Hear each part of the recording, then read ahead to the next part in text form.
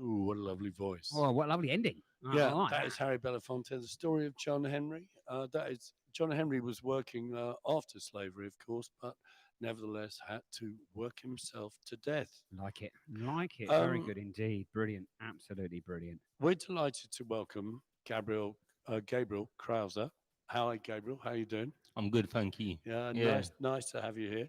You have written a fabulous book called Who They Was. I was just telling you, in fact, it's the first time I've ever been to a book club was to discuss your book, which is a story of life and madness in and around the South Killy estate. Yeah, yeah, Um, I mean, it starts with an amazing, really adrenaline fueled robbery on a posh couple in Chelsea somewhere.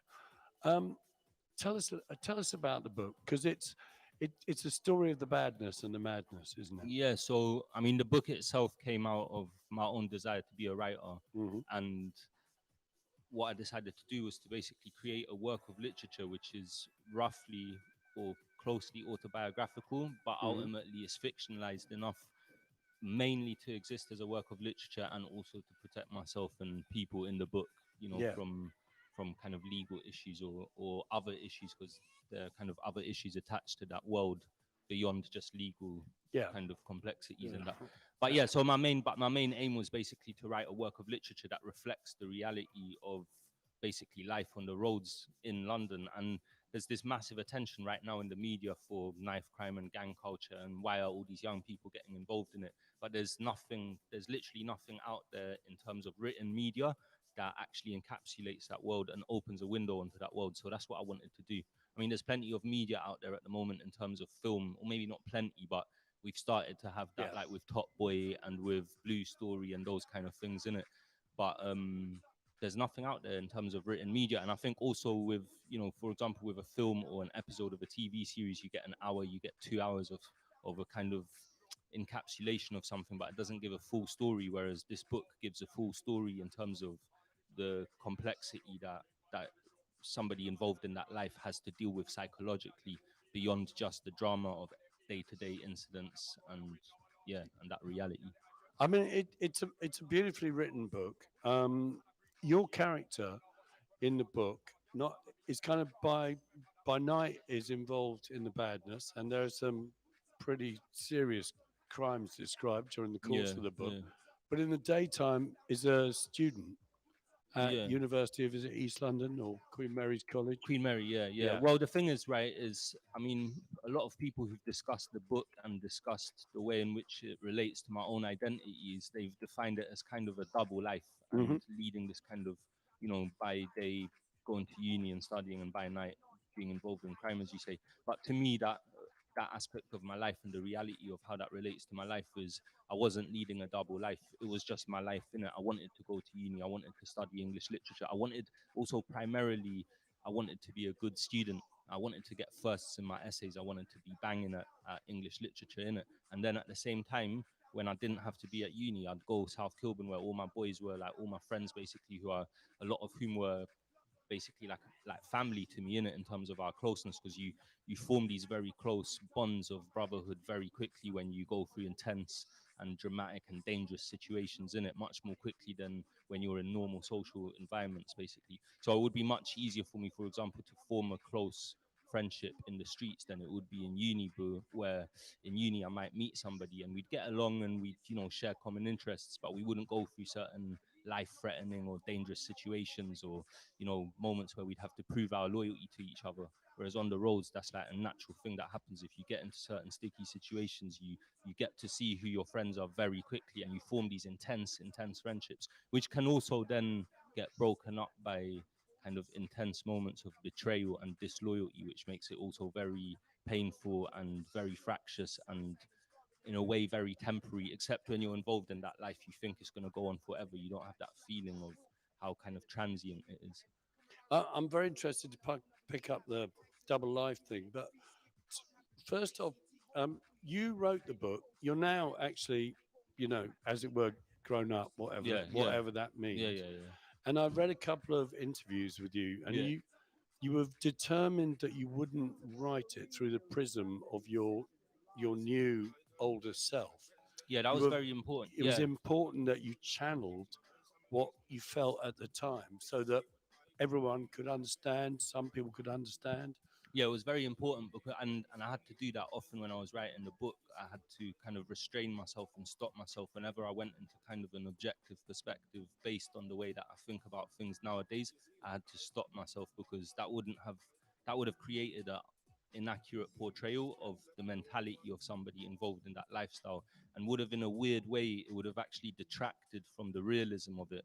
And one of the things that I was doing is, because part of the way that I wrote this book is, when I was living that life and I was going through a lot of situations, I used to make notes obsessively about, basically, either I'd make notes about a dramatic incident that had just happened, or sometimes I'd have mad conversations with people. I'd bear funny conversations. Like, for example, I had a hilarious conversation with a barrister in Southwark Crown Court where he was basically talking to me about literature, and I need to read books when I go to prison. And I was like, Crime and Punishment, and he was like, The Trial by Kafka, and it was all very funny. And literally right after that conversation, I got a sheet of my probation report and wrote out the conversation word for word, because I knew one day I'm going to write a book about all this, and I wanted to preserve the reality of those conversations, including those kind of funny and weird, kind of surreal moments, as well as the kind of gritty and violent stuff, which is easier to remember in retrospect.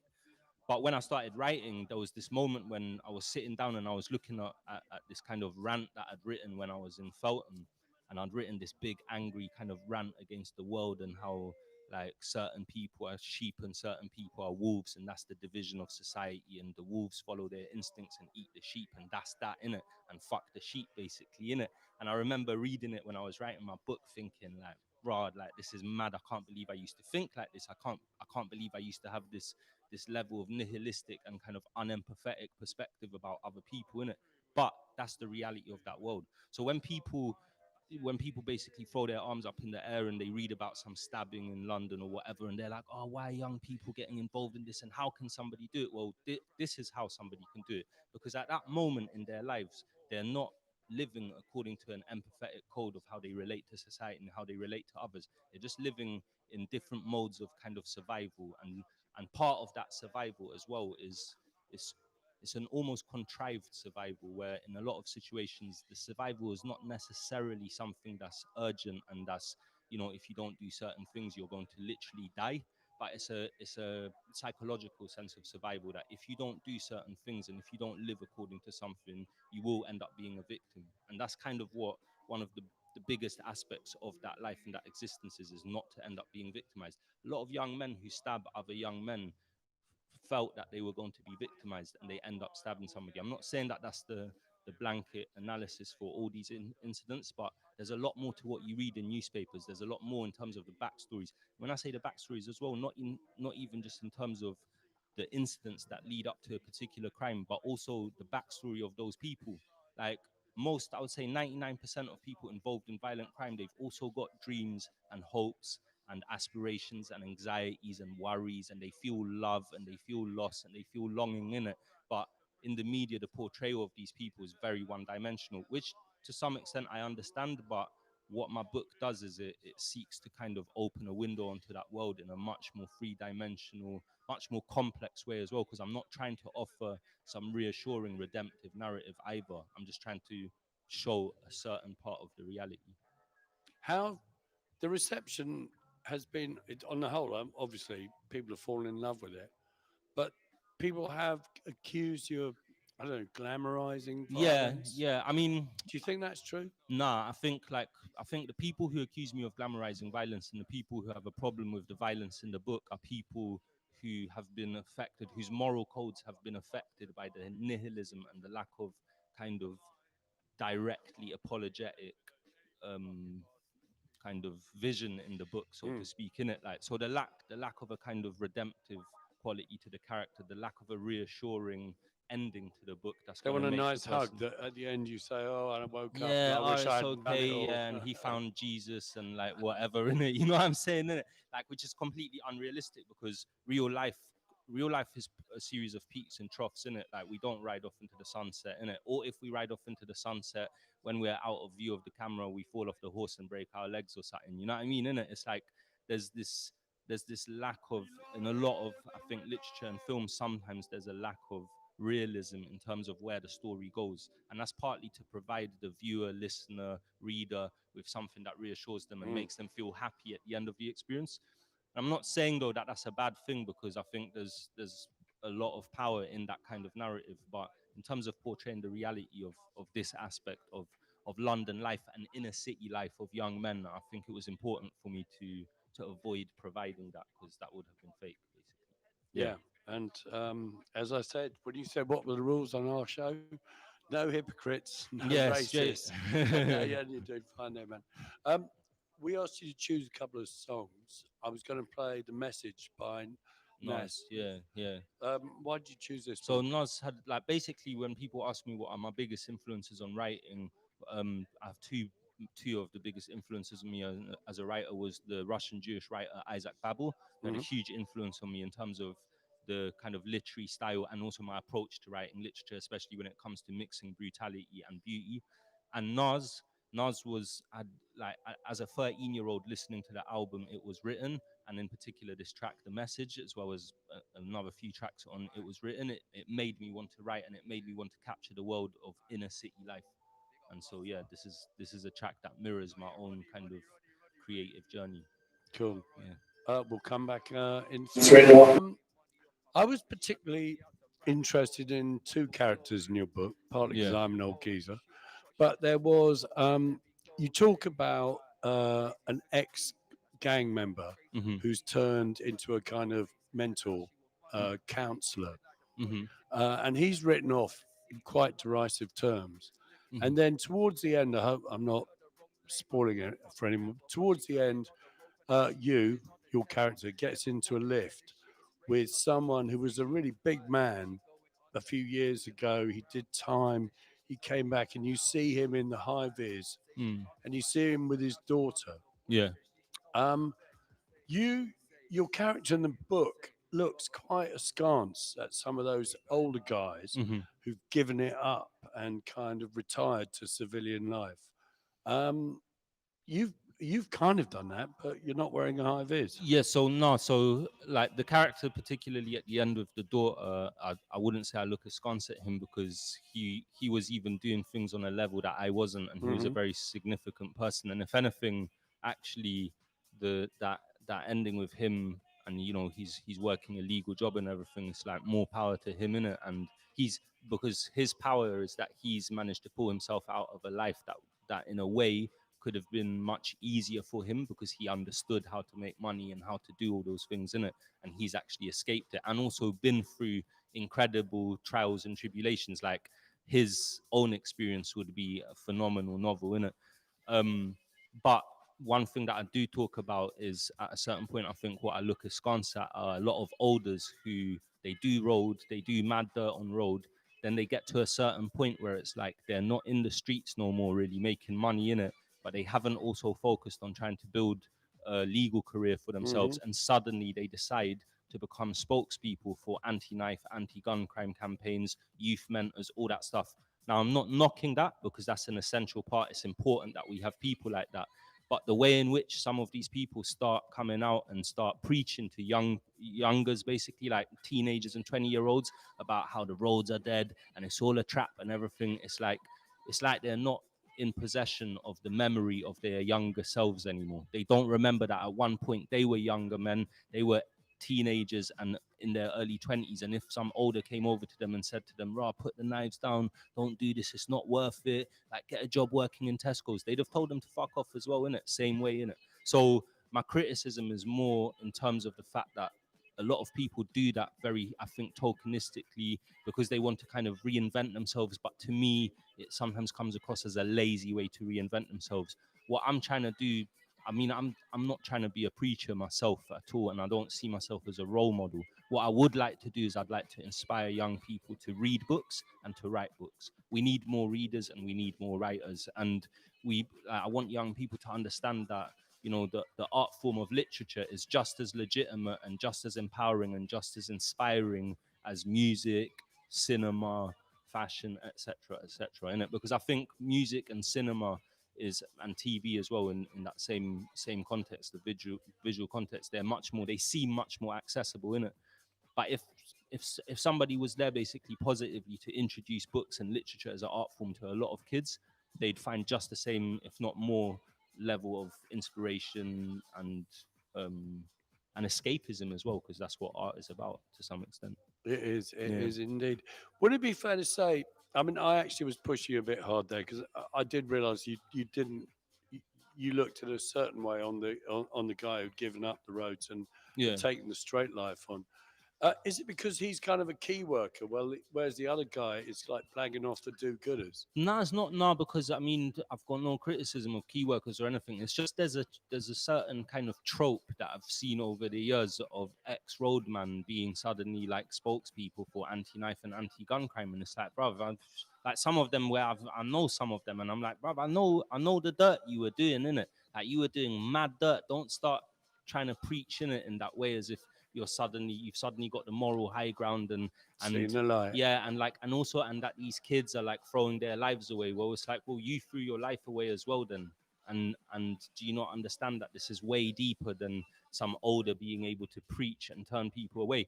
And I think also my criticism is reserved actually less for those individuals who decide to do that and much more for governmental anti-knife, anti-gun crime campaigns where they spend millions of pounds of putting posters on bus stops and telephone boxes saying Chicken, yeah. chicken boxes. yeah, chicken boxes in it. I know, like what the fuck. So bin knives save lives in it, and it's like none of the killers who are walking around with machetes down their trousers are gonna see that poster and at that moment be like, boom, let me throw my machete in the I see bin, the like and light. leave it all behind. Yeah, and I'm gonna go to church now with mum in it. It's like that's not how it works. They're gonna be completely unaffected by that campaign. Politics, bruv. Right. Politics. Yeah, of That's course, all it is. of course. Politics. And it's innit? all token. There's right now. There's this massive thing I think socially in every area, both governmental and non-governmental society, of tokenistic performative action of like doing shit so that it looks like you're doing something, but you're not really doing something. You're doing it for your own ego.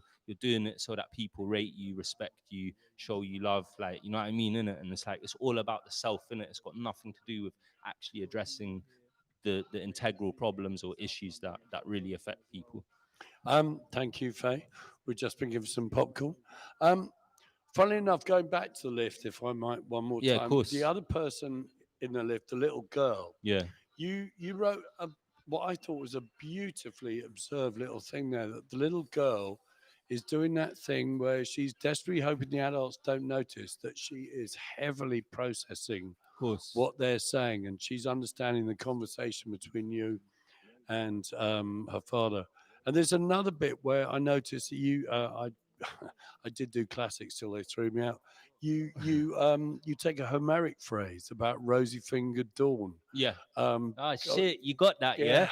You're the first person who's clocked that, Yeah. innit? That was an intentional. I think Great, it was. but what's was it rosy fingered dawn scrunch? Yeah, was it kicks a Virgil? hole- I think. Yeah, I think no, that's in Homer. AD. That is Homer. Was it Homer who Rosy said rosy fingered fingered dawn? dawn. All right, cool. Yeah.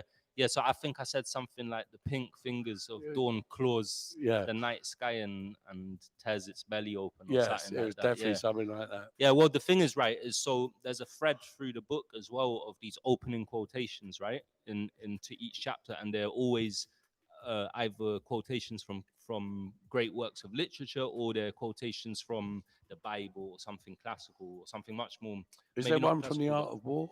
No, there's No. one from The Prince by Machiavelli. Right. Yeah, and the idea of doing that, apart from the fact that those quotations relate directly to the content of the chapters, the idea about that is that's also a reflection of the fact that me as the narrator, I'm educated, I'm going to uni in it, and I'm studying English literature. So the quotations and the references to classical literature or kind of classical studies or whatever, they're supposed to also reflect the dichotomy of the character whose mind is deeply embedded in the street codes and street culture, but also is somebody who's into literature, into education, into philosophy, yeah.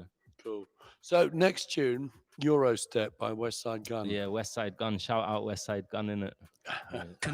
So, Gabriel, now Montel Wilson came up because obviously the book club was dominated by women because they're the book club crowd. They thought there was a certain element of toxic masculinity in your book. I mean, in a way, that's the whole point, because what you're doing is explaining toxic masculinity, and Yeah. I think toxic is a toxic word. Yeah. Um, have you found that there's a kind of people complain about the blokiness of it, the Nah, I mannishness mean, I of? think some female reviewers have said, or and reviews in general have said that there are moments of misogyny, but that misogyny is not like accidental. And I accidentally wrote something that I didn't realize was misogynistic, and Mhm. someone seized on it. It's like, nah. So especially in terms of the culture among young men, it's like it is very misogynistic, and to write about that and not reflect and demonstrate that misogynistic again would be a falsity, would be unrealistic. So everything about the book that is uncomfortable for readers and that challenges the readers morally and psychologically is supposed to do that. It's because this is the world that we exist in, and this is the world that a lot of young men exist in. In terms of toxic masculinity, it's like I think it reflects toxic masculinity, although it's not something that I think about in terms of writing the book. It's just Mhm. a truthful portrayal of that reality. But then, if you think about the Iliad and Yeah, all these Greek warriors going off to pillage Troy and everything, I mean that's toxic masculinity as well. I mean, as men, we've always been going to war. We've always been involved in violent cultures and violent actions, and it's like that is a part of masculinity. And of course, there is this discussion about it now, which to some extent will undo it. But I don't know. I mean, I'm not trying to preach, but I don't know to what extent it is totally undoable, because I think there are certain aspects of our subconscious and our human instinct which are embedded in us, and you can't erase or eradicate human instinct across the world population. In it will always exist in some way, shape, or form or another. In it, I mean, we're doing better, I think, as a whole, as a human society right now, because we've got less wars. Like, that's a start. yeah, so like 500 years ago, I mean, men in Europe every generation were going off to one war or another. And I think the men would kind of get it out of their system and come back and be farmers or businessmen, or you know yeah, like, I Yeah, I just think mean, yeah, look, I mean, look at all it's the a young men who complex thing. walked off Yeah, to the First World War yeah, and thought it was exactly, some kind of glorious, exactly, glorious, exactly. glorious ending. But I think there's more to it than that. And I think to some extent, like, just defining men going to war as toxic masculinity is incredibly, like, denigrating and short-sighted, in it. I think it's one of the aspects of male culture. But I think toxic masculinity is much more prevalent in gang culture, because it's in these much more enclosed circles of friendship and enclosed environments. Yeah. Um, your character does, in fact, have a love interest, and there Yeah, is, insofar as there's a kind of redemptive look, your character does sometimes wish that he paid more attention to I can't remember her name, I'm afraid, but the lovely Nigerian girl yeah, who Yinka. seems to Yeah, worship him and give him chance after yeah, chance, and he throws it away. yeah. Um, is that a little tiny bit of redemption in your character's approach to life? Think so, but I think the redemptive aspect of the character in the novel is the way in which his relationship with his parents develops through the book. And Hmm. whereas in the first kind of three quarters of the book, there's this constant gulf between him and his parents, partly in terms of him not being able to relate to them, and partly in terms of him not being able to kind of understand the world on their terms.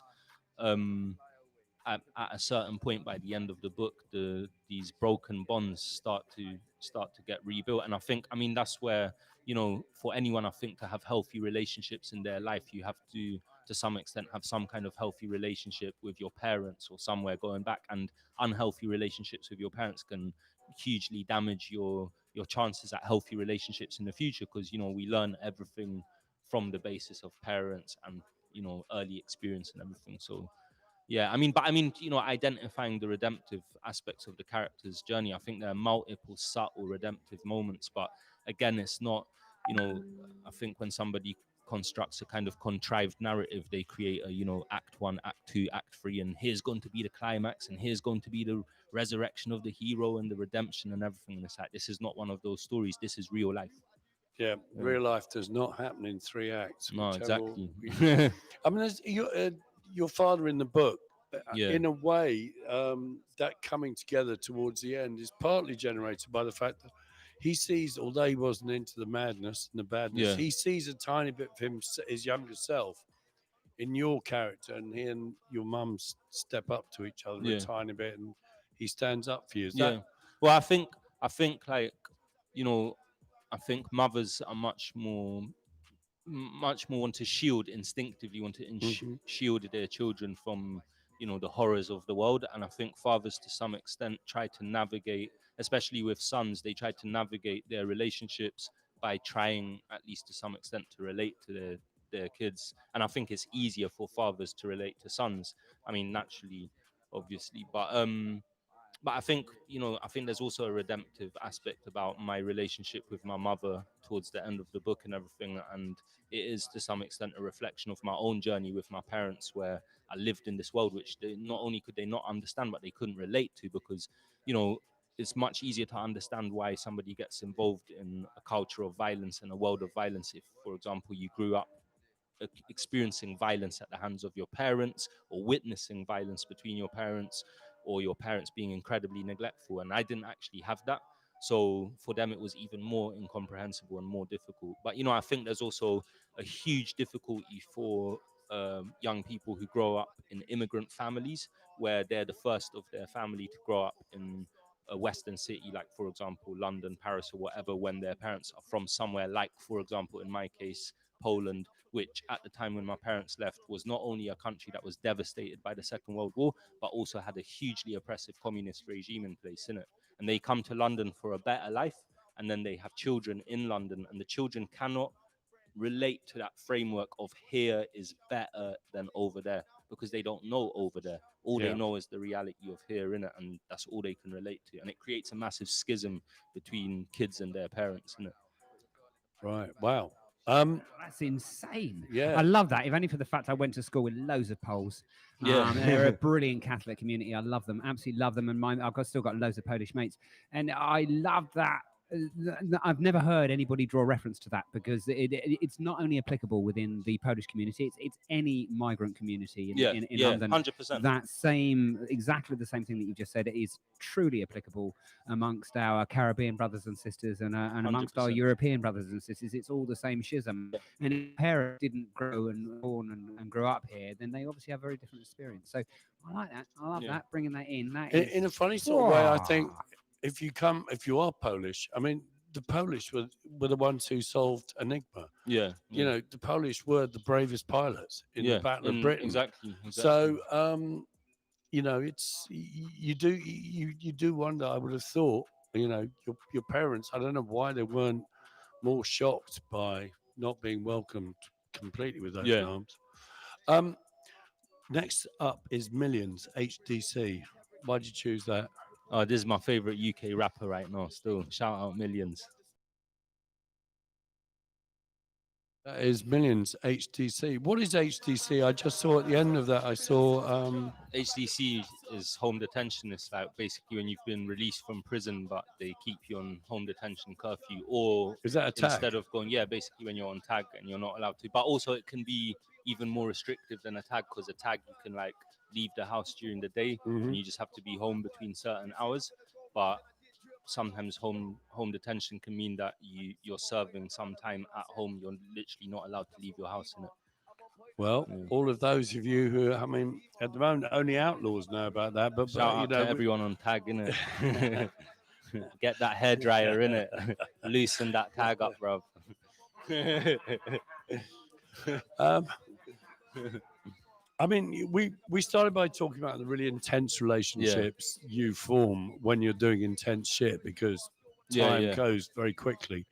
Do you still see any of your mates, any of Yeah. your Yeah, so I see a lot of I'm still friends with a lot of people who are mentioned in the book. Like, I mean, some of my best friends are characters in the book, or Mhm. some of the characters in the book are based on some of my best friends, and I still see a lot of them. And yeah, in fact, I'm seeing a couple of them on the weekend. In it, we'll be shooting a music video.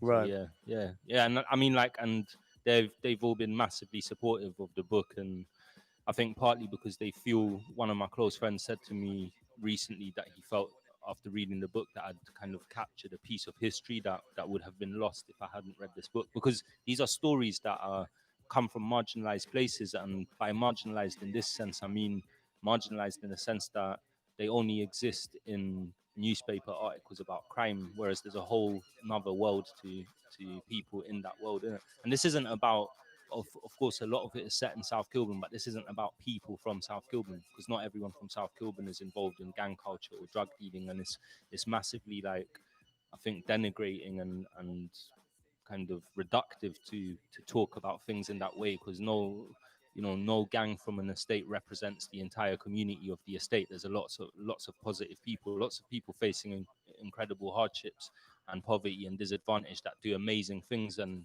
do hugely positive things all their lives in it. So but I think I managed to capture a piece of history, and a lot of my friends feel that. And it's not just a piece of history of myself and my small group of friends in South Kilburn and in Northwest London and West London. It's also a wider sense of a certain type of culture that young people experience growing up in London, and by definition, not just growing up in London, but just growing up in cities across this country and in, you know, big cities, in big multicultural cities in Europe, like Paris. Like, Yeah. for example, I don't think this would reflect necessarily how, young people culture in Warsaw, because Warsaw is ethnically very homogenous, or Hmm. Poland is ethnically very homogenous. But any multicultural city like Paris, London, and New York, for example, this is an experience that a lot of young people grow up with. I mean, I was quite interested by the fact that at the end of the book, I didn't really know what race anyone was. Yeah, You yeah, don't, you don't, you don't kind of spend long time on that. I mean, yeah. if Because you do mention it, you mention it very quickly right at the beginning, and we move on. yeah, I mean, because to me, the only point of describing people's features is if their features are relevant Hmm. to their personalities, in it.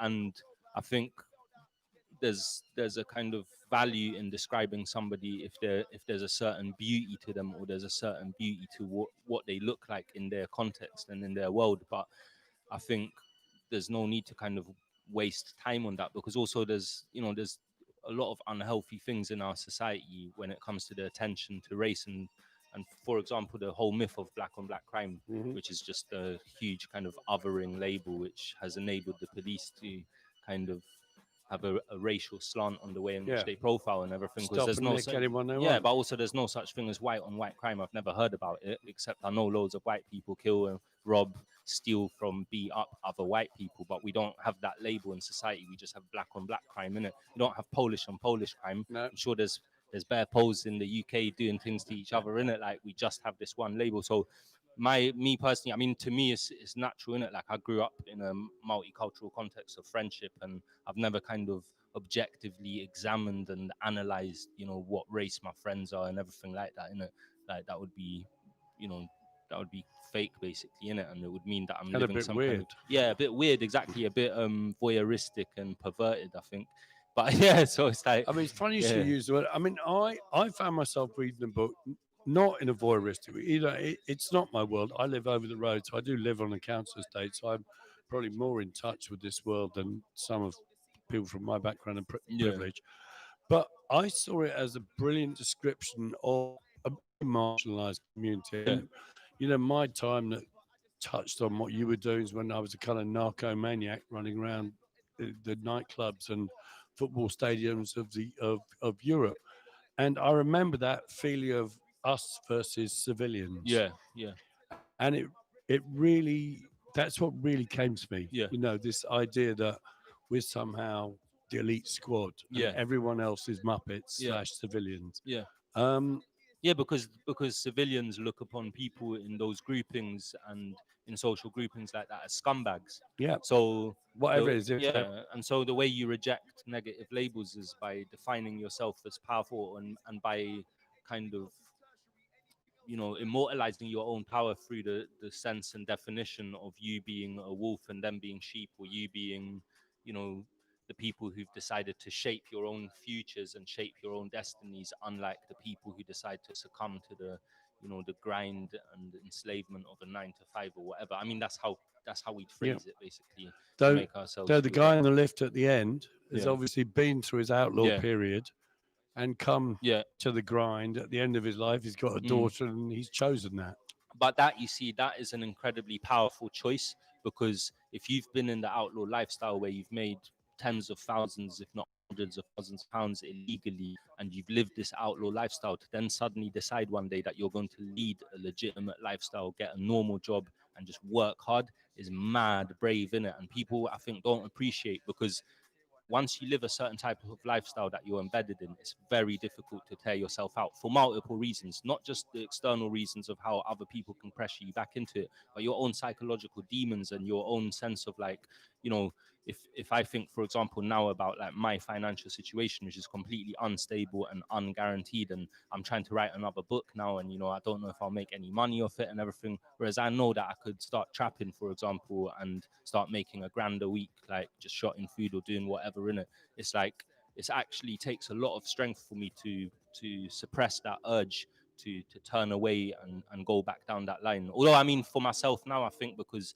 I feel very self-confident about myself as a writer, and I feel very focused on that and very focused on the positivity, it's not that difficult for me. But for others it is. And that first step, that first stage of being like, I'm leaving this world behind and I'm going to go straight, is incredibly difficult. And yeah, kudos to anyone who does that. Yeah.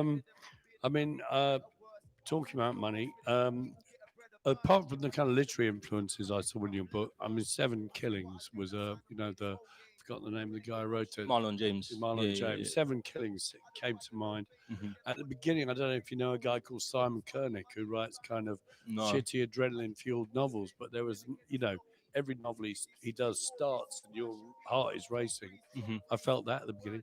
But I thought of a movie, I thought of Breathless, Abu de Souffle, the Jean-Luc Godard movie. Are we going to see who they was on screen? Hopefully, yeah. That's in the works. Hopefully, we'll Great, see. We'll great, see what happens. I can't great. say more. All right. Yeah. Because a great friend of mine actually lives literally around the corner.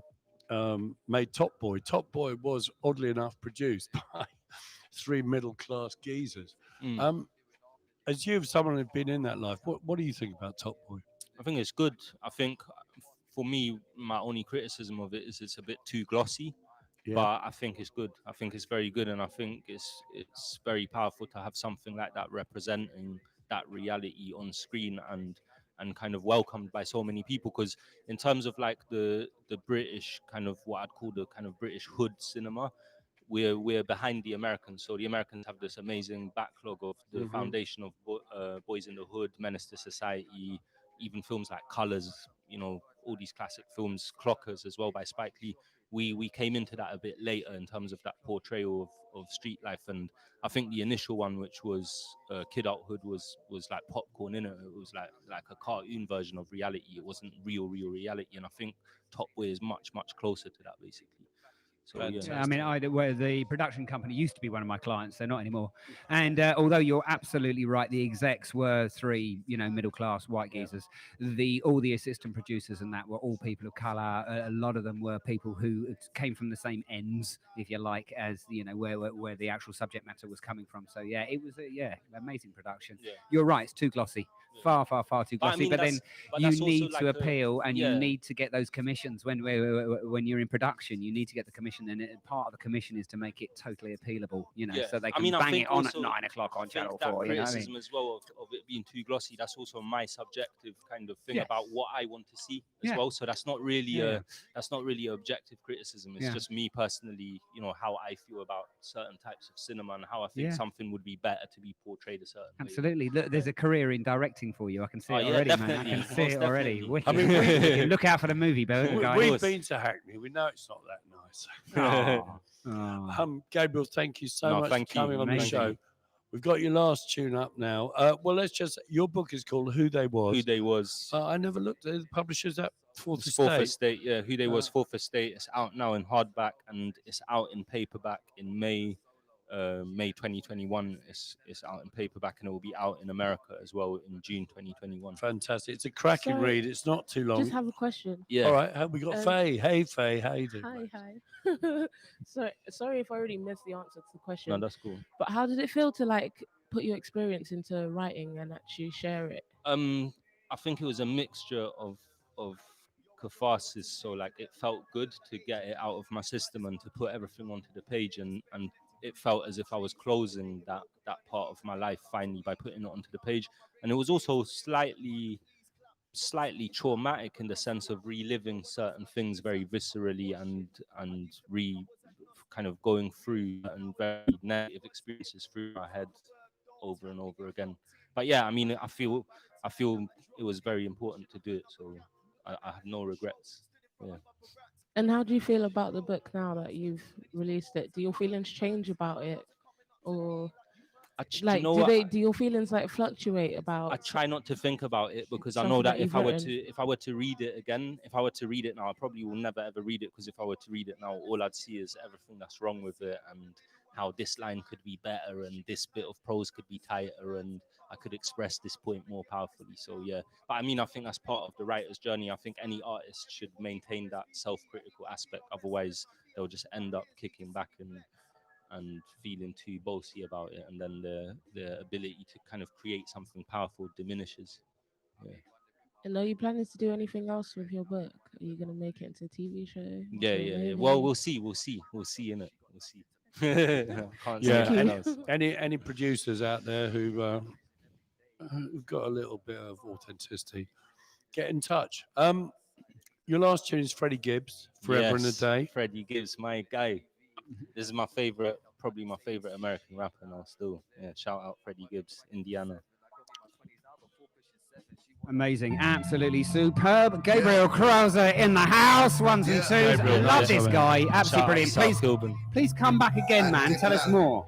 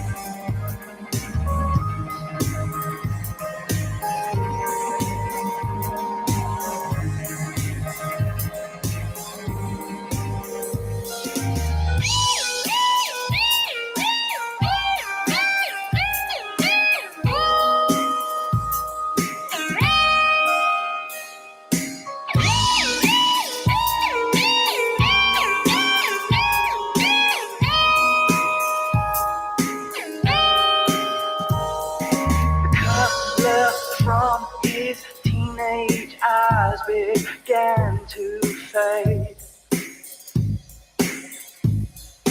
to the anemic memory of his mistake. Now his prismatic analysis won't let him lay. Now while his teenage pregnant bitch keeps chewing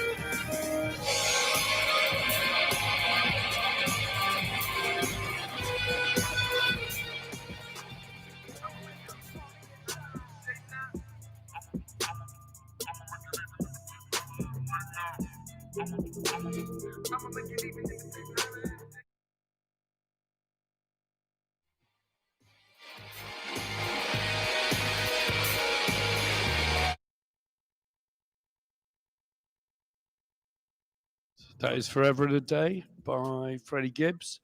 And that Nice, was, good tune. yeah, that Proper was, good tune. And what a guest. yeah, Mate, that was what a guest. Gabriel Krauser. His book, Who They Was, we happen to know. We got inside information. There are some signed copies down at Lutchens and Rubenstein Oh, good. because that was where he was on the way here. Was he? Lovely. Absolutely lovely. Get your asses down there, get a copy of that book. Get He your is asses. amazing. Yeah. Absolutely Oh. amazing. Love that. Love that. Listen, we that got was Radio Gold. we got Radio Gold. guests queuing up at the door, bruv. We have. It's full on today, like it was last week. Don't know if you guys caught last week's show. Absolute stonker, all about art, all about controversy, and now it's up on our Mixcloud podcast platform. So go to www.mixcloud.com/Portobello Radio, and you will find all these delicious shows and many, many more from our fabulous DJs. Talking about DJs, he reckons he's going to do a set for us. Yeah. Boom. Yeah, we Love will. it. Love it. Yeah, man.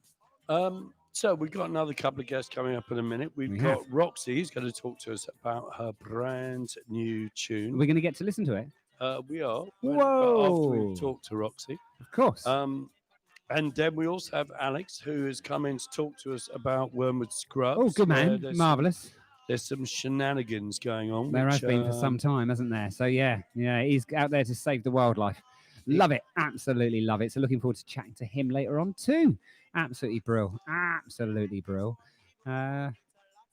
Meanwhile, we shall carry on. As you may know, Isis is not with us because she's a busy girl, during busy Indeed. woman, I should say, Indeed. during So, Black History Month. But yeah, exactly. Next Friday, hopefully we get her back on board because she won't be so Yeah. busy. And we may be coming from the Lancaster West Estate. We haven't quite recorded it yet, but Yeah, but that's on the cards too. We're moving yeah. about at the moment, aren't we? Properly moving about. We It's all got- to do with this COVID business.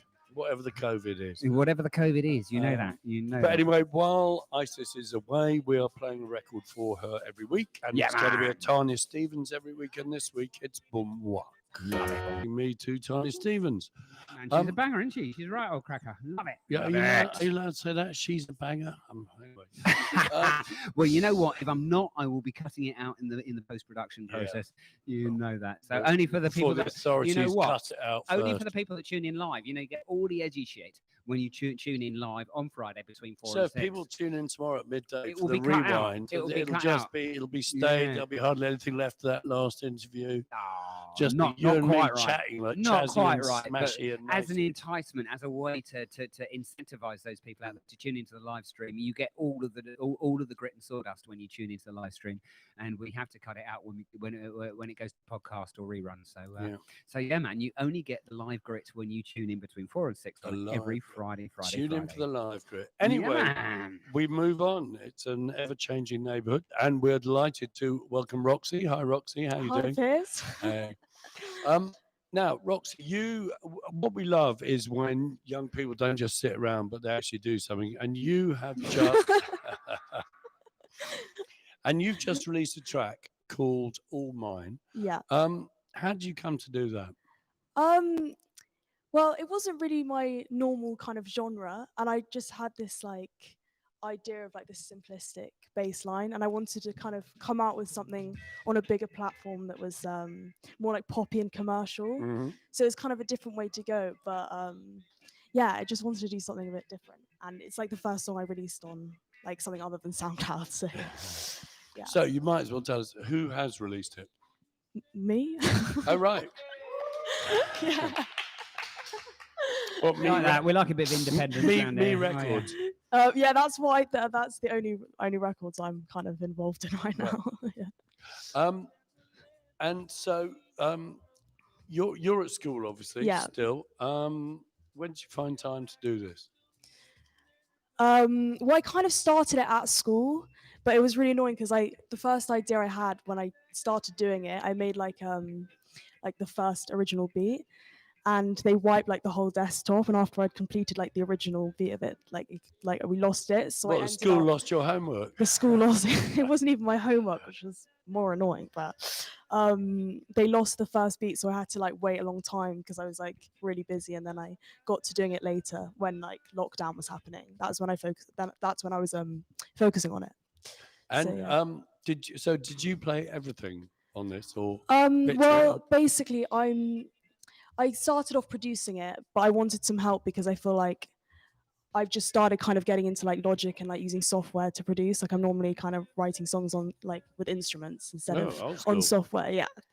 like people of Kind my of. age? So I got this. I got my friend at school to produce the beat after I sent him the original draft, and then when I recorded it, this other guy who's really good kind of enhanced it. So it was just like a collaborative thing in the end. I think we should take a listen. So Cool. introduce your track.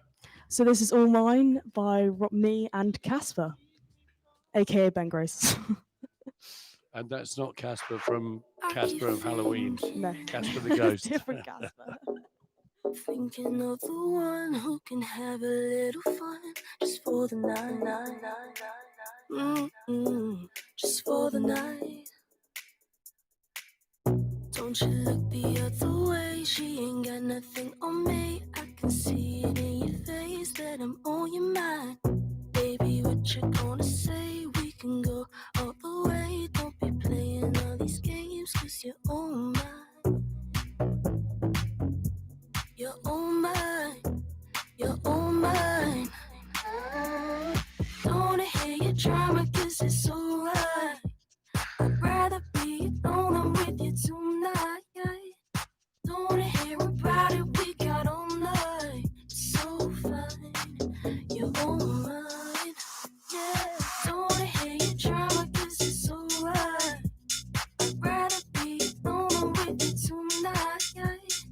Don't wanna hear about it, we got all night. So fine, you're on mine. Yeah. So why you stressing? Yeah. You know I call it bluff when you say you've had enough. Why you in denial? Why you in denial, baby? So I can be your everything. Don't you dare walk away. I got plenty more to say. Look into my eyes.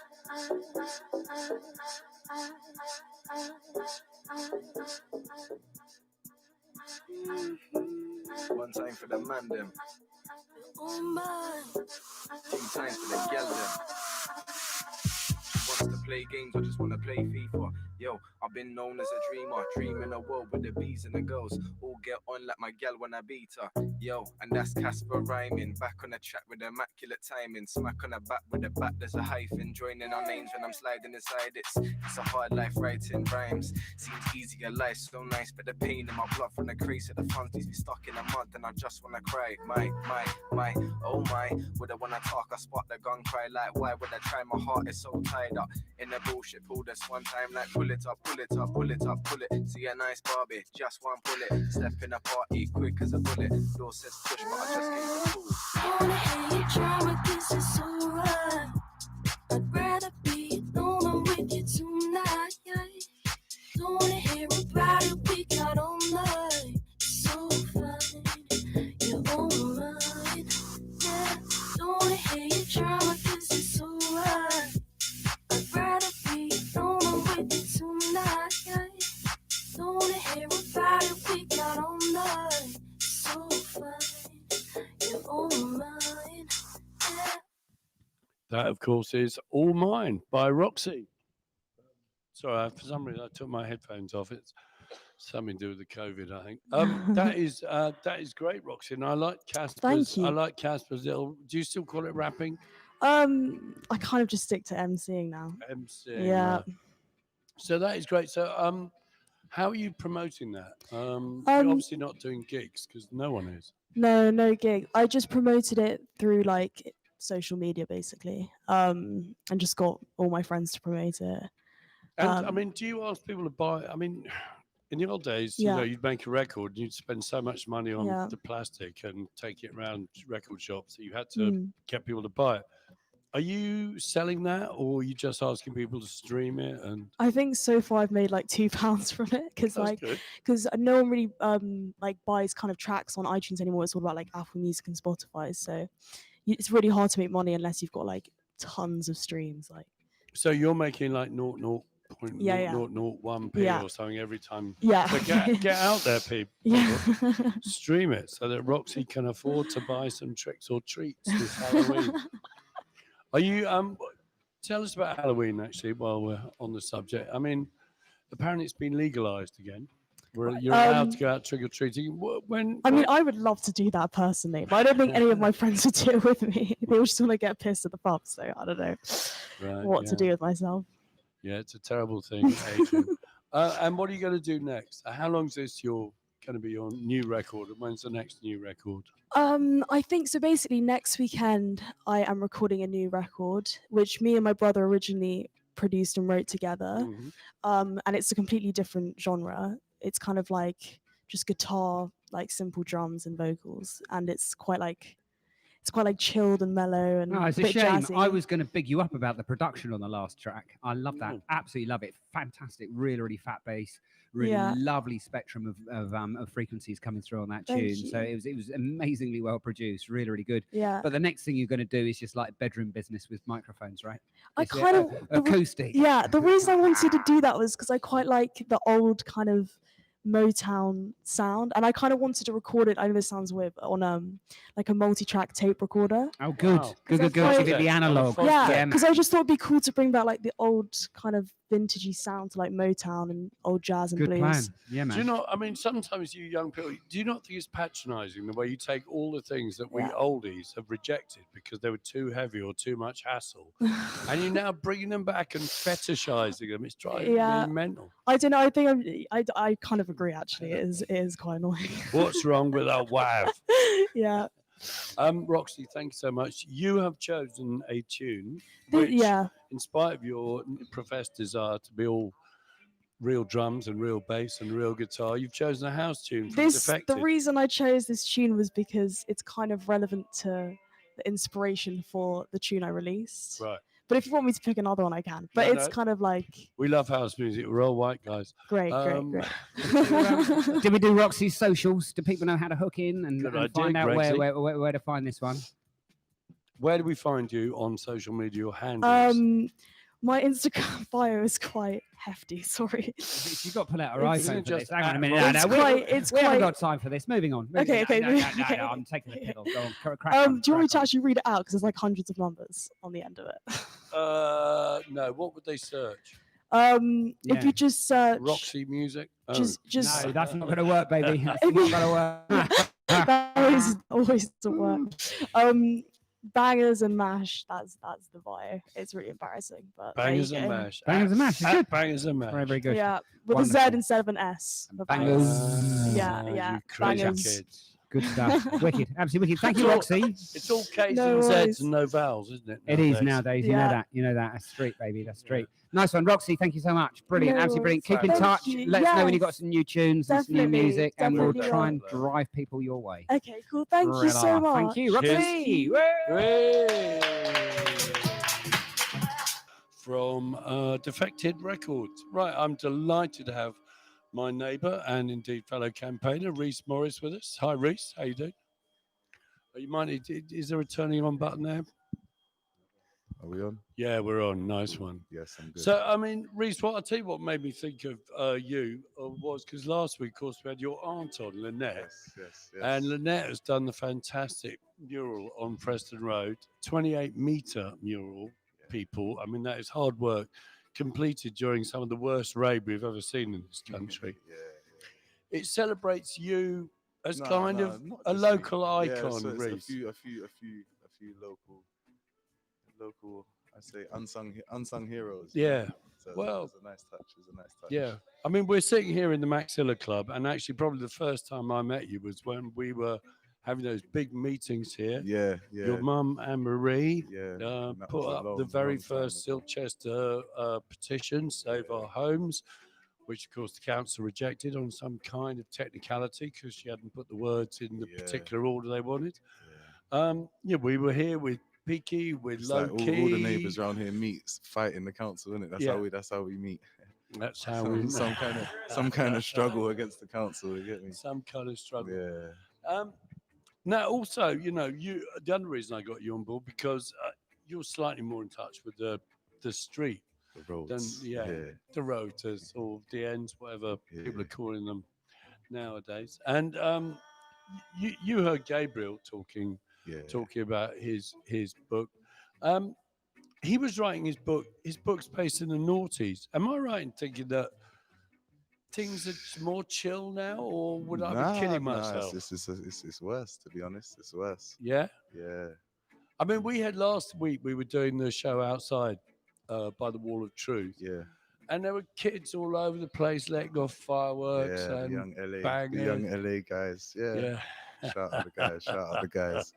But yeah. It's just I don't know. I'm not saying the generation's worse and they're just bad people. I just say things have got worse and there's a lot more things happening now. And people aren't even broke yet.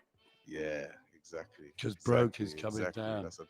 10 years. That's in 10 years' time. We're going to be looking at Detroit and Chicago and stuff if we don't sort ourselves out. But yeah. So what we're going to do about sorting ourselves out? Vote Labour for starters, man. So we tried that. That's the basics. We tried that in December. But, community-wise, I don't know, man. It's all about just staying in touch. Me, I try to stay in touch as I'm 31 now, but I see the 14-year-olds. Yo, we man up to. I just try and chill out with them, like you do with us. You know, when we pass Wayne Fleet. Just try and just don't let there be a generation gap because I think we growing up, that was what kept us safe. Like all the elders always kind of keeping an eye, and they knew what we was up to. So even if you're up to no good, you can see it. So just know your community, know the youth, and when you can see them walking down the road looking a bit dodgy, edgy, you can have the confidence. Now you know them, confidence to call them over and say, "What you lot up to, man?" And you might be able to advise them to do something good or advise them to do it smartly, whatever it is. But yeah. But what is there?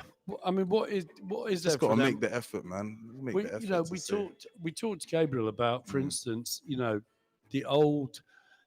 There's two characters in his book. There's an old gang member who then loses touch with the road and ends up. It's so easy as well. Do-gooding and like getting himself on the radio. You can have kids and stay off, go home and look after your kids for 6 months. A lot happens on the roads in 6 months.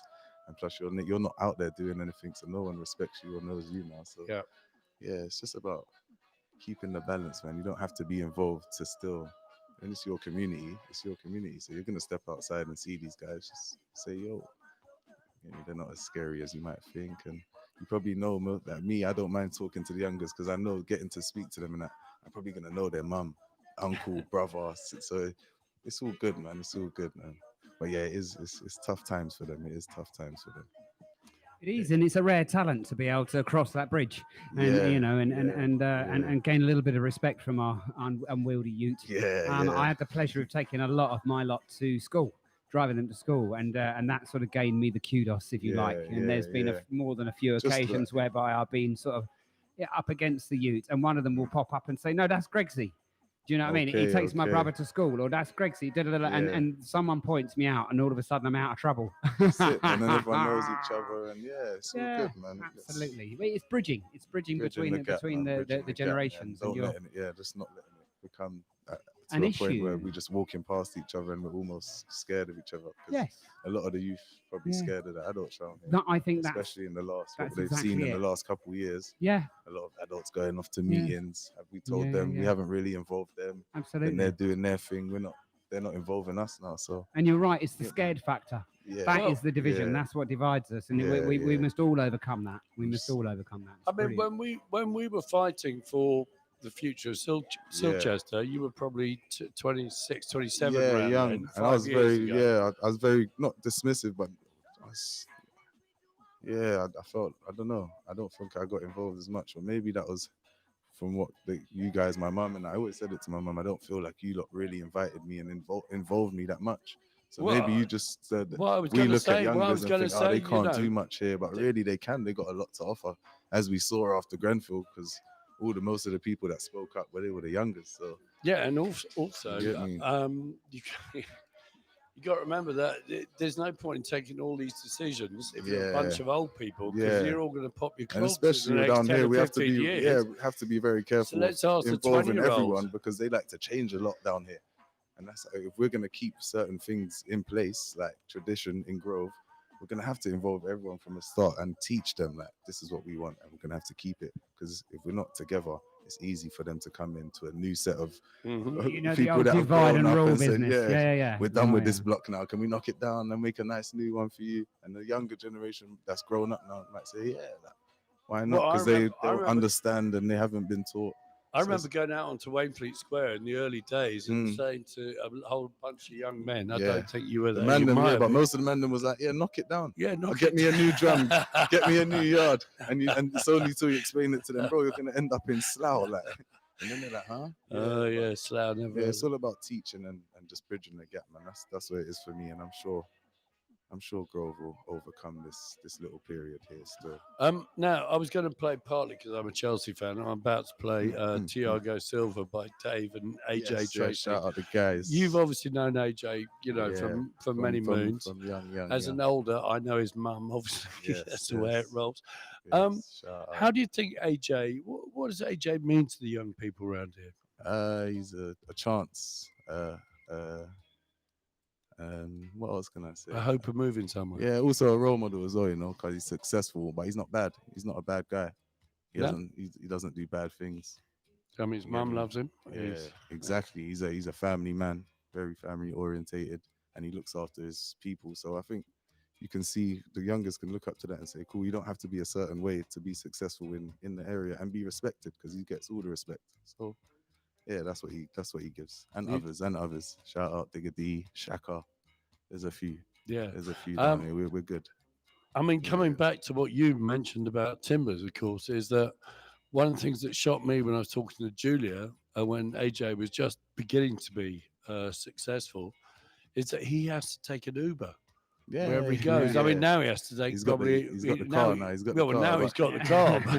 Yeah. But even when he was making it, he had to take an Uber Yeah, because I remember he was- paying for an Uber for him to go to do a show at a night party.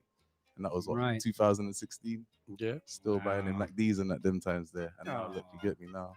2016. Yeah. That reminds me that next time we are on air on this show, we'll know who the president of the United States is, which That's is a frightening worrying thought. thought, Yeah, innit? Kanye, That's vote all- Kanye, ouch, vote Kanye. ouch.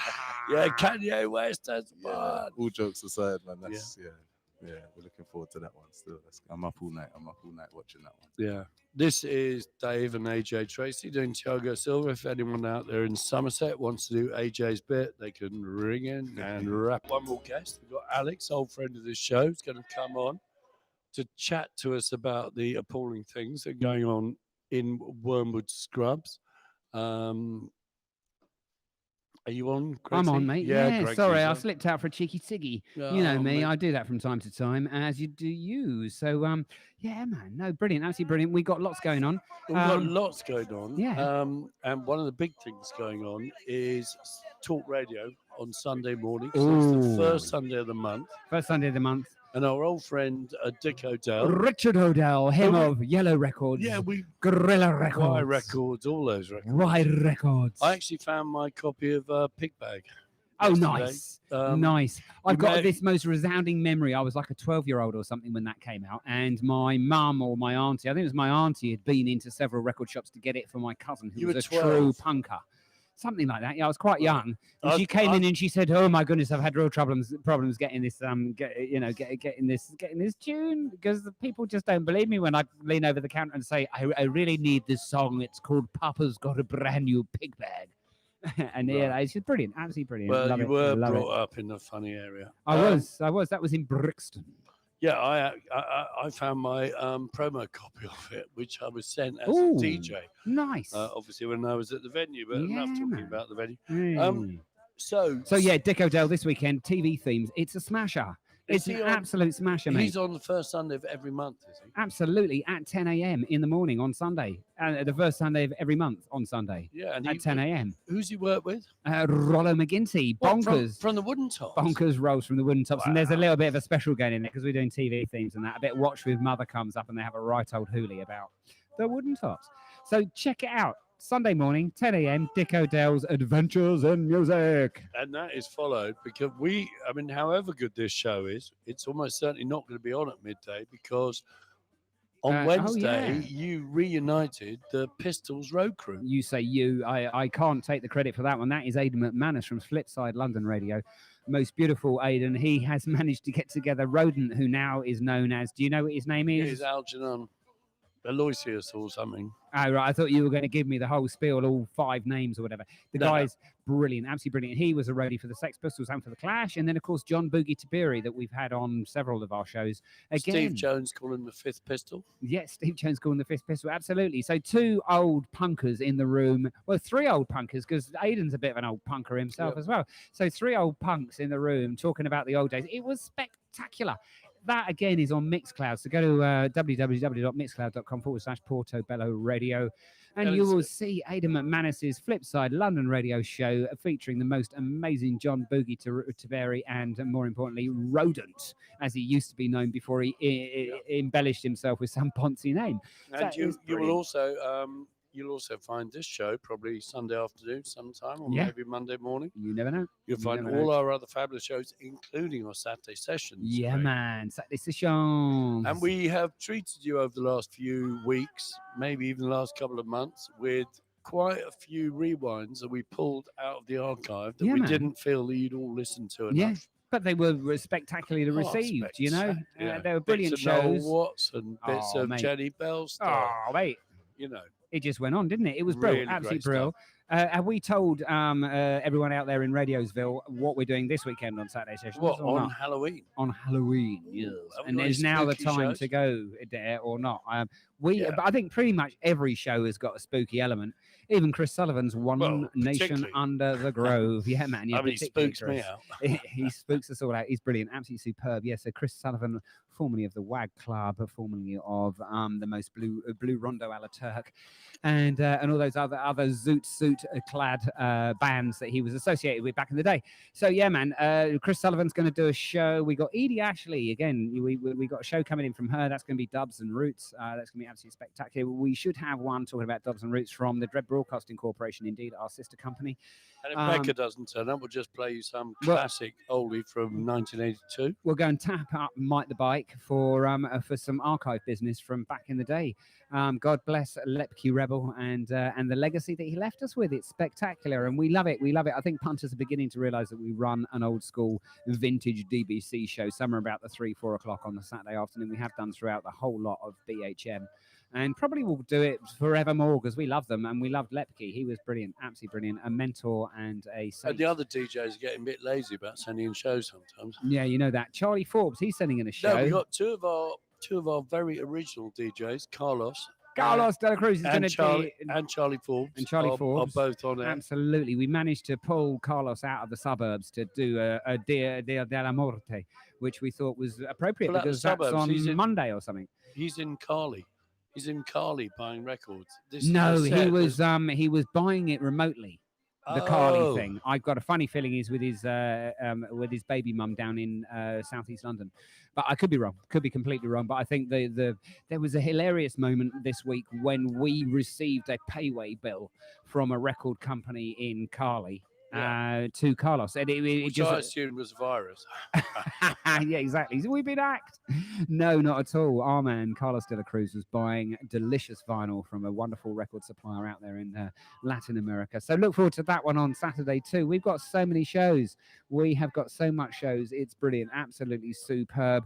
DITDJ, Well, the DITJ, the Enigma. There is D-Chick. There is Do you know D what I in love the about- jungle. He's going to drop us a Is drop us it a a set he? as well. Do we know it's a he? Oh, it's a good point, actually. That is a very, very good point. It What could I be, love- it could what be I a love- young lady. We Yeah. do know it's a he because the DJ at the end of each show gives you like credits, tells you Yeah. all the tunes that were on. Yeah, man. Just in case you need to look it up, just in case you couldn't Shazam them, which is often the case on Portobello Radio. We sometimes it's pride nice to know. ourselves. We pride ourselves on putting out the remixes, putting out the white labels, putting out the putting out the dub plate, as we used to say. And so, therefore, a lot of the music that we play on Portobello Radio, you won't be able to Shazam. So you've got to listen to the credits. You've got to listen to the show. You've got to tune into the stream. You just gotta. You just gotta. Or write to us a postcard, care of, well, Care of Labrador Grove. PortobelloRadio.com. Portobello Radio, care of Labrador Grove. That'll do. That'll do. W10/11. Brilliant. Absolutely brilliant. We've got one more guest to go, haven't we? We got Alex coming on to talk to us about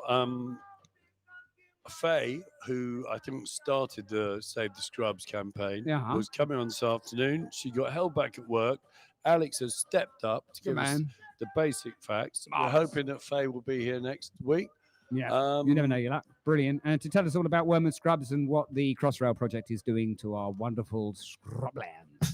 Right. Blimey, love it. And that all came through this Soul 45 show. Brilliant, absolutely brilliant. Second weekend of every month, you will catch David Ailing and his wonderful sidekick, Jason Nixon, spinning some wicked, wicked soul. If you're into soul music, Yeah. modern soul, And we were hoping, I mean, R&B, we catch were up with that show, hoping man. that for the next Soul 45, we might be able to do it live somewhere.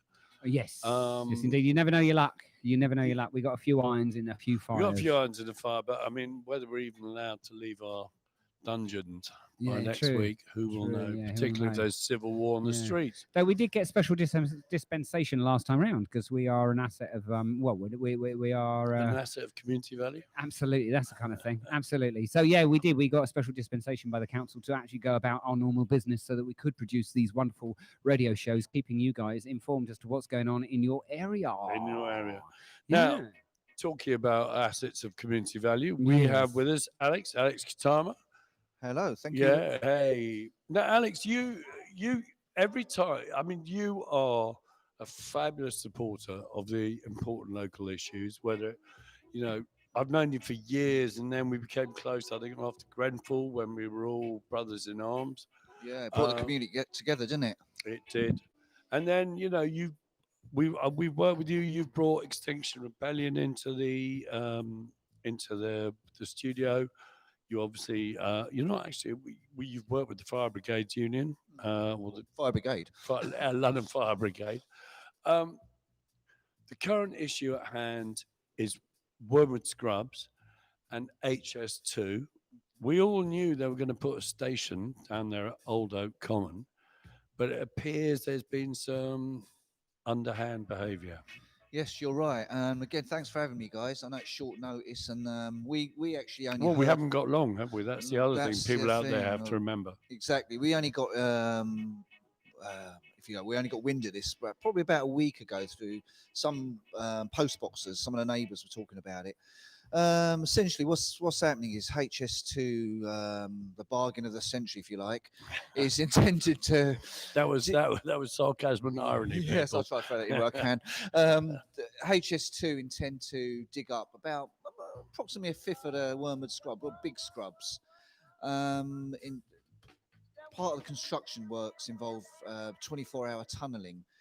This is because they have to redirect to sewer. Absolutely, yeah. It's part of the sewer is part of this new HS2 development, and I believe the Old Oak development. That kind of isn't the issue. The issue is really the fact that they're running in it through some important nature areas in Wormwood Scrubs. I don't know. I mean, look, one thing about Scrubs recently in the last sort of since lockdown is we've all loved it, haven't we? We've all gone out. We've explored it. We've walked our dogs. We've People are picnicked in it. renting dogs just to to Is get that out right? there. Is Yeah. Let me know about that. I might be able, my kids will love that. So even the odd sound system party, should I say? Yeah, don't. So it's a real mixture of people there, real mixture of people out using that, and from all walks and cultures. And I don't want to. I just think this is really going to harm the community in that way. We're not going to enjoy the varied wildlife, the biodiversity that's on offer there. I mean, basically, what's happening is I've read a certain amount, but for some reason, there's a sewer that needs to be redirected. It's going through the bit where responsible dog walkers don't take their dogs Yeah. because it's the ground nesting birds. Mm. Now, that may be the right thing to do. It may not be the right thing to do. What is outrageous is they've kind of pushed this through without telling anybody. Absolutely, there's not been any attempt to inform or consult with the local communities. And bearing in mind, they should be really consulting with everyone that uses it. Yeah. And when you think the amount of, I think there's 3 boroughs around it, immediately around it, maybe 4 if you throw in Britain. And a lot of people around here use that place. And we should have, something so important, we should have been consulted with. In terms of. It's true they do seem to have mentioned it to the people at Braybrook Street and the Acton end. Well, I was over there last night. I was speaking to a couple of the members of the community over there, and they were telling me that they'd only heard about it when I did, which was through a letterbox last week. Oh, Yeah, so they drew up a plan, which I think you'll see the plan that's on our Facebook page, indicating where the. That's Save Wormwood Scrubs. That's Facebook absolutely page. that's it. Save Wormwood Scrubs. Yeah, please look, please join, and please like it. And there's a petition. There is, and I is might as well throw that in now that you've Yeah, asked come on. there, Piers. I'm just going to make sure I got this right. Petition, you should get that. Change.org /save our scrubs. Is Absolutely. this same campaign, or are we still over the same piece of land that we were sort of signing petitions about a year ago? No, this this is a new bit of land and a new petition. This is a new bit. This is something that was unbeknown to us, and quite frankly, it's something that's unnecessary as well. And one of the things that they pointed out was that they want to dig in 2 concrete. Well, they want to concretize. Is that right? These are over 100 years old now. Yeah. HLS2 will tell you Yeah. that they will replace everything and bring it back to its natural No. habitat. The Let's point. face it, that's a bollocks. The isn't it? point of is it's untouched. Nature has a lovely way of getting the hell out of here when it doesn't like stuff. So you disturb it, it will go, and it will go for about 40, 50 years, guaranteed, before they start settling back in there again and getting used to the fact that nobody's hanging around. The minute you dig a trench through the middle of you've ruined it. Absolutely ruined it. You're spot on. You're spot on, and it's something that if you don't, if you want to see what HS2 have been doing, you only got to go to the Colne Valley, Denham area, where they've already started doing that, where bat colonies have been displaced, ancient trees have been chopped down. The Bluebell They're doing Woods, that already. and lots of fabulous, sort which of, there's almost a lot medieval. More All to knock 20 minutes off Grasslands, the train time. Well, to... that's an arguable comment, but that I would say for another day, because HS2, there's a long list of problems with that scheme. But yeah. So, Alex, we haven't got long left. Tell us, what should people do straight away? Because there's about 6 weeks to do something. I know that the campaign's been in touch with Chris Packham, RSPB. I know they're talking. If anyone out there is has a counsellor in H&F, they should write their counsellors. Okay, so this is actually moving quicker than we think. They plan to start these works in November. November's next week. Right. They haven't actually indicated on when. Yeah. It's on Yeah, Sunday. so we have to act fast. We have to mobilise. And we have to bring everyone together and work together. I love those words, man. Spoken by a true protester. We need to mobilise. Come on, guys. We need some mobilisation. No, get behind this. If you lot are in the area of your dog walkers, if you're, honestly, get behind this. Sign the petition. Let's throw something at them that they have to, delays them a little bit. That's all we're looking for at the moment. It's just a bit of a delay so that we can then catch up with stuff. We want to. Brilliant. Yeah, environmental study. We expect environmental study to be done first before they start ripping it out. All sorts of study. I mean, you've got to do consultation. I mean, I quite like dogs. I quite like ground nesting birds. What really gets my goat is something of this nature, of this scale, that they think they can blindside us, the people involved, the residents, the community, It's shocking. They should know better. They should know In it, better. they certainly should. They certainly Alex, should. thank you so much. Alex, Thank I you, love guys. this. Fireman to ornithologist. Mental. It's I've only almost just Bill read- I've only Oddie. just read the notes, to be honest with you.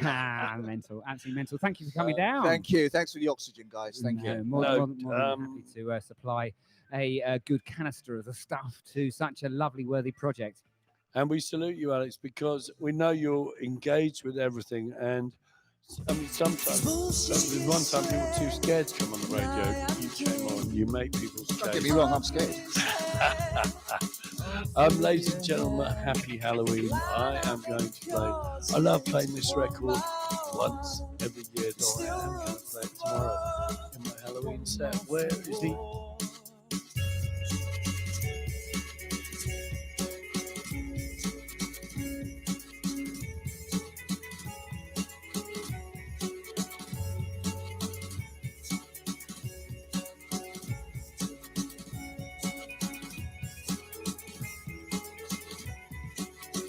She is sweet, she is queen. Take you to bed, off with your head.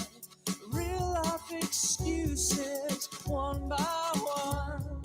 Still room for love under the floor.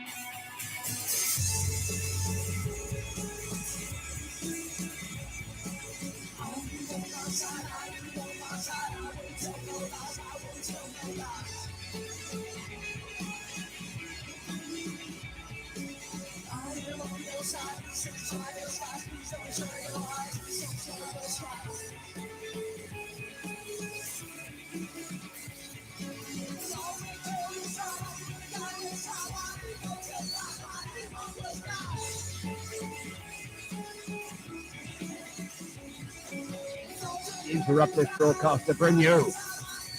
Yes.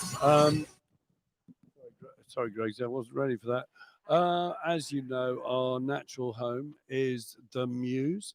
And last week we had Hugo and Rory on from the Muse residency program. There's a new show starting on Thursday. There's a new show starting on Thursday, and it is Marina Junquera. Marina Junquera, who does these rather beautiful, may I say, very red, kind of slightly Basquiat-esque pieces. She's showing Photoboxing London and Prisoner of Copacabana. And we'd also like to say we're here at the Maxilla Social. Yeah, man. Underneath the Westway, and West 10. Get involved. There's This is a one of the- double. There's a double christening here tomorrow. There is. There Yeah. is. And what's the name of the little ones who are getting christened? Soraya. And Obeya. Soraya and Obeya. Brilliant. Absolutely brilliant. We're down here, Maxilla Social Club. This is one of the few venues that's still sort of open in these weird times of COVID. There's some fantastic social distancing kind of going on. They've had a makeover. It's just been brilliant. Absolutely brilliant. And beer at working men's prices. Beautiful. Absolutely paraditical. Thank you for listening to the Portobello Radio Show. We will be back next. And now, here in Portobello Radio, Portobello Talk Radio, the official state broadcaster of the People's Republic of North Kensington, where the truth comes first. The future is yet to be written. I love Portobello Radio.